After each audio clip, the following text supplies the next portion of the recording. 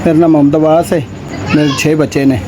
ਜਿਹੜਾ ਨਾ ਮੈਂ ਖੇਰਿਆਂ ਰੇਹੜੀ ਲਾਣਾ ਸਲਾਦ ਦੀ ਤੇ ਜਿਹੜਾ ਨਾ ਬਲੱਡ ਪ੍ਰੈਸ਼ਰ ਹਾਈ ਹੋਣ ਨਾਲ ਜਿਹੜਾ ਪੈਸੇ ਖਰਚ ਹੋ ਗਏ ਨੇ ਤੇ ਜਿਹੜਾ ਨਾ ਮੇਰੇ ਵਟਕ ਖਤਮ ਹੋ ਗਈ ਸੀ।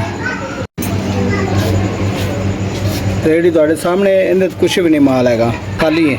3-4 ਦਿਨ ਹੋ ਗਏ ਨੇ ਕੰਮ ਤੇ ਨਹੀਂ ਗਿਆ। 4000 5000 ਹੋਵੇ ਤੇ ਮੈਂ ਆਦਾ ਸਰਕਟ ਤੋਰ ਸਕਣਾ ਘਰ ਦਾ।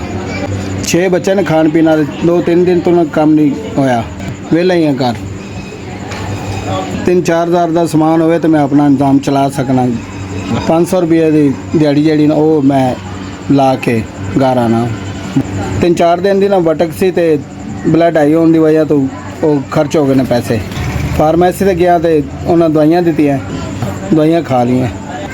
ਹੁਣ ਤਬੀਅਤ ਨੇ ਆਜ਼ਾਦ ਦਿੱਤੇ ਤੇ ਸਮਾਨ ਨਹੀਂ ਹੈ।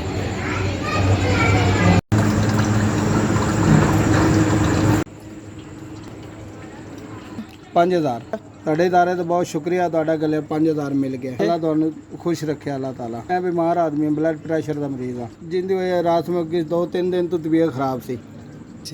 ਸਾਰੀ ਜਿੰਨੀ ਵਟਕ ਸੀ ਵਟ ਕੇ ਲਿਆਂਦੇ ਉਹ ਖਰਚ ਹੋ ਗਈ। ਅੱਗੇ ਸਮਾਨ ਨਹੀਂ ਸੀ ਨਾ ਪੈਸੇ ਸਨ। 1000 ਰੁਪਇਆ ਦੇ ਤੁਹਾਡੇ ਵਸੀਲੇ ਨਾਲ 5000 ਦਾ ਮਾਲ ਪਾ ਕੇ 500 ਦੀ ਦਿਹਾੜੀ ਲਾ ਕੇ ਆਵਾਂਗਾ ਬੱਚਿਆਂ ਵਾਸਤੇ। 5000 ਲਾ ਕੇ ਅੱਗੇ ਮੇਰੀ ਰੋਜ਼ੀ ਟੁਰ ਪੈ ਗਈ। ਅੱਲਾ ਤਾਲਾ ਤੋਰੇਗਾ। ਤੁਹਾਡੀ ਬਹੁਤ ਮਿਹਰਬਾਨੀ।